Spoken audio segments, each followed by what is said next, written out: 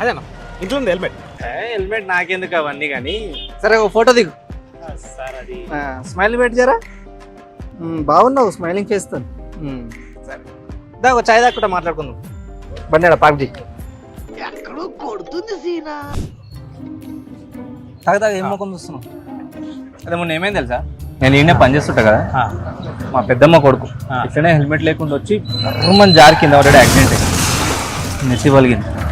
చచ్చిపోయాడు అనుకుంటున్నావుగా, చచ్చిపోలే. 25-30 లక్షలు అయినాయి బిల్. ఆడు చస్తేనైనా బాగుంటుండేనేమో.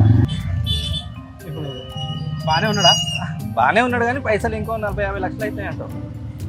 మీరు బలిసిన వాళ్ళేగా, మీరు పెట్టుకోకుండా ఏం కాదులే. హెల్మెట్ లేకుంటే మస్తు మంది చచ్చిపోతున్నారు అని వింటున్నా. నేను చెప్తున్నా జస్ట్ అంతే. లేదు సార్ కొంటావు నువ్వు, అట్లనే అంటారు. నాకు మస్తు మంది చెప్తారు నాకు అట్లా. తాగి చాయ్ తాగే సలహా దాకా.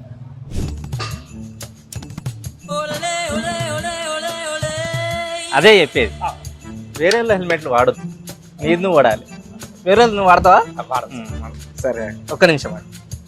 సార్ రెడీ హండ్రెడ్ ఒక దొంగ దొరికింది sir. Sir sir sorry sorry sir ఇక్కడ సారీ సార్ సార్ సార్ ఏ దానం సార్ ఇక్కడ ఇన్నే పెట్టి సార్. ఇప్పుడు కొనుక్కొని వస్తాను. ఆన్లైన్ ఆర్డర్ చేస్తాను.